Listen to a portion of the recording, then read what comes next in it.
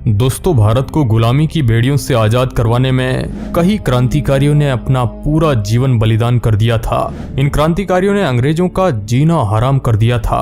उन्हीं में से एक थे चंद्रशेखर आजाद, जिन्होंने ब्रिटिश सरकार को हिलाकर रख दिया था। लेकिन फिर भी चंद्रशेखर आजाद को ब्रिटिश पुलिस कभी जिंदा नहीं पकड़ पाई थी।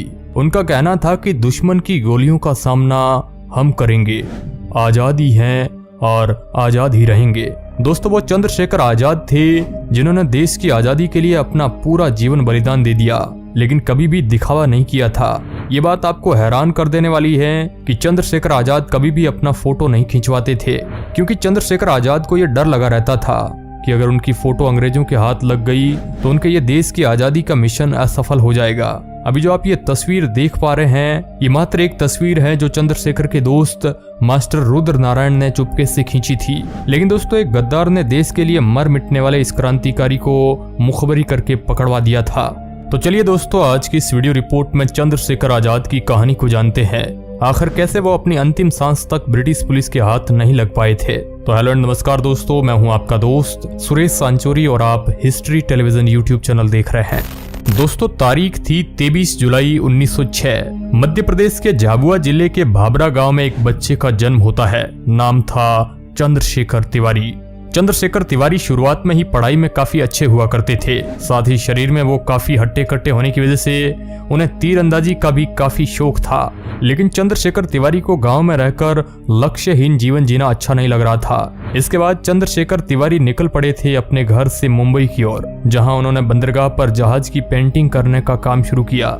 लेकिन कुछ समय काम करने के बाद उनके मन में ख्याल आया कि अगर पेट ही पालना था तो गाँव में रहना क्या गलत था। इसके बाद चंद्रशेखर आजाद ने बनारस जाने का मन बना लिया और वहां पर उन्होंने संस्कृत पाठशाला में पढ़ाई शुरू की। लेकिन पढ़ाई के दौरान उन्हें अंग्रेजों के जुल्मों की खबरें लगातार अंदर से कचोटती जा रही थी। उस समय अंग्रेजों का जुल्म उफान पर था और ऊपर से चंद्रशेखर के साथ कॉलेज में भी क्रांतिकारी विचारधारा के काफी विद्यार्थी थे। साल 1919 में जलियांवाला बाग में डायर की बर्बरता ने पूरे देश के लोगों को आक्रोश से भर दिया था।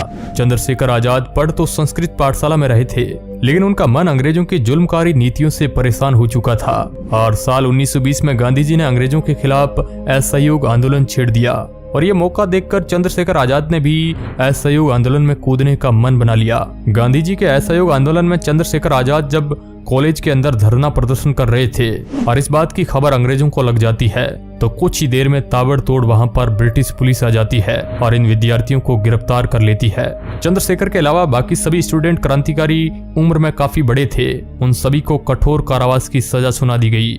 लेकिन जब अंग्रेजों ने आजाद से उनका नाम, पता और पिता का नाम पूछा था, तब चंद्रशेखर ने जवाब दिया, मेरा नाम आजाद है, मेरे पिता का नाम स्वतंत्रता है और मेरा पता जेल है। उसके बाद इनके नाम के पीछे जुड़ गया आजाद, चंद्रशेखर आजाद।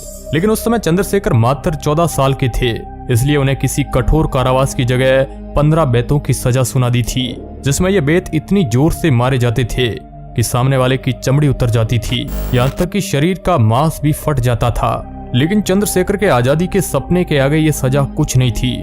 उन्होंने इन बेतों को सहते हुए हर एक बेत पर वंदे मातरम का नारा लगाया था। लेकिन इसके बाद कभी भी चंद्रशेखर आजाद ब्रिटिश पुलिस के हाथ नहीं लगे थे। ये वो दौर था जब महात्मा गांधी अहिंसा के रास्ते से आजादी के लिए लड़ रहे थे, मगर चोरा चोरी हत्याकांड के बाद गांधी जी ने अपना आंदोलन वापस ले लिया था। इस बात से कई युवा क्रांतिकारी नाराज हो गए और उन्होंने एक अलग विचारधारा पर चलने का मन बना लिया।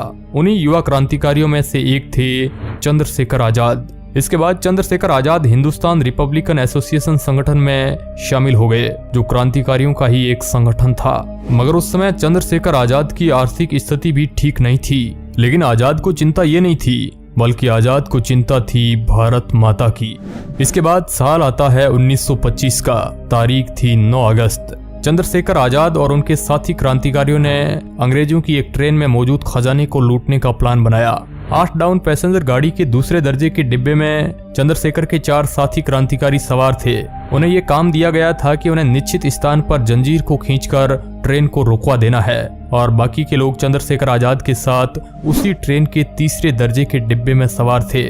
उनमें से कुछ लोगों को गार्ड और ड्राइवर को पकड़ने का काम सौंपा गया था, जबकि बाकी लोगों को गाड़ी के दोनों ओर पहरा देने और खजाना लूटने की जिम्मेदारी दी गई थी।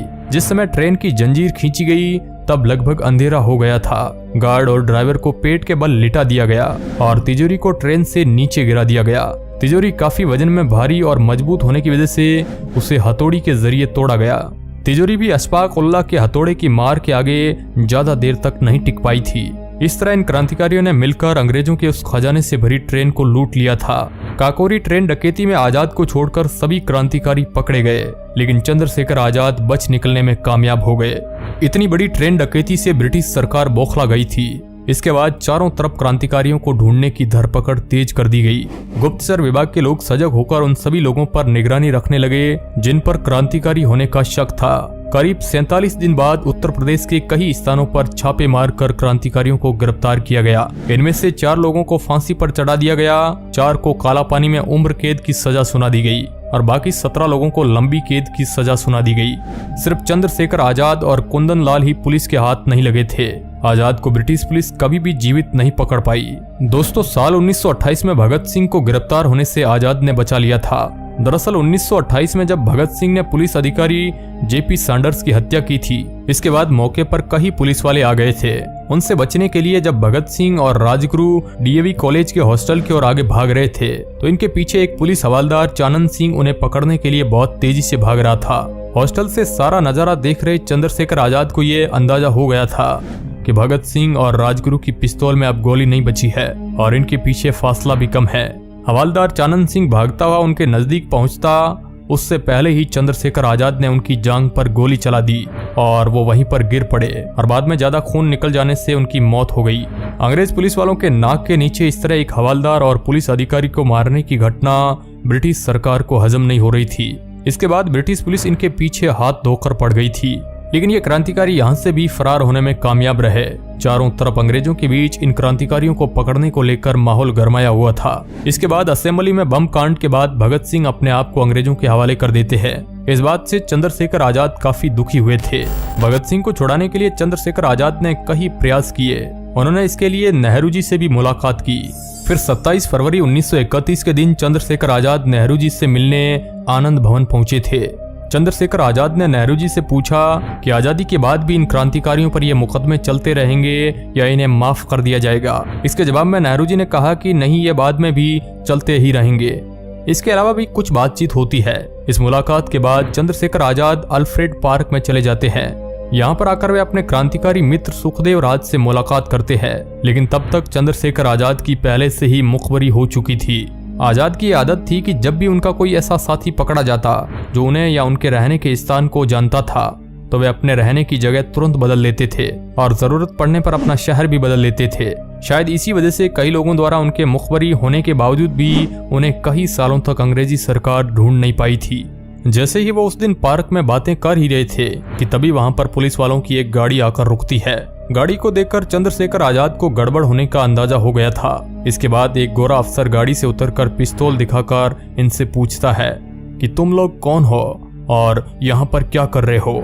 उस समय आजाद का हाथ अपनी पिस्तौल पर ही था। उस अंग्रेज के इस सवाल का जवाब चंद्रशेखर आजाद ने गोली चलाकर दे दिया, लेकिन उससे पहले ही उस अंग्रेज अफसर ने एक गोली चंद्रशेखर आजाद पर चला दी। उसकी गोली आजाद की जांघ में लगी, वहीं चंद्रशेखर आजाद की तरफ से गोली अफसर के कंधे में लगी। दोनों तरफ से ताबड़तोड़ गोलियां चलनी शुरू होती है। इसके बाद कई पुलिस वाले उस पार्क को चारों तरफ से घेर लेते हैं। चंद्रशेखर आजाद इसके बाद एक जामुन के पेड़ के पीछे छुप जाते हैं। यहाँ से आजाद अपने साथी को तो सुरक्षित भगाने में कामयाब हो जाते हैं, मगर आजाद खुद घायल अवस्था में पुलिस वालों का सामना करते रहे। लगभग 20 मिनट तक दोनों तरफ से गोलियां चलती रहती है। इसके बाद चंद्रशेखर आजाद को अंदाजा हो गया था कि पुलिस ने चारों तरफ से घेर लिया है और फिर चंद्रशेखर आजाद ने अपनी अंतिम गोली खुद को मार ली और ब्रिटिश पुलिस चंद्रशेखर आजाद को कभी जिंदा नहीं पकड़ पाई। चंद्रशेखर आजाद ने इस देश के लिए अपने जीवन का बलिदान दे दिया। जिस पेड़ के नीचे चंद्रशेखर आजाद शहीद हुए थे, वहाँ हर दिन लोगों की भीड़ लगने लगी थी। लोग वहाँ पर फूल मालाएं चढ़ाने और दीपक जलाने लगे। अंग्रेज सरकार ने रातों रात उस पेड़ को जड़ से काटकर उसका नामो निशान मिटा दिया था और जमीन को बराबर कर दी। इसके कुछ समय बाद ही राजगुरु सुखदेव और भगत सिंह को फांसी दे दी गई। इस तरह युवा क्रांतिकारियों ने इस देश के लिए हंसते हंसते मौत को गले लगा लिया था, जिनकी शहादत को भुलाया नहीं जा सकता है। इन्हीं के बलिदान की वजह से भारत अंग्रेजों की गुलामी की बेड़ियों को तोड़ पाया था। तो दोस्तों, देश के ऐसे वीर सपूतों के बारे में कमेंट में जय हिंद जरूर लिखिएगा। धन्यवाद।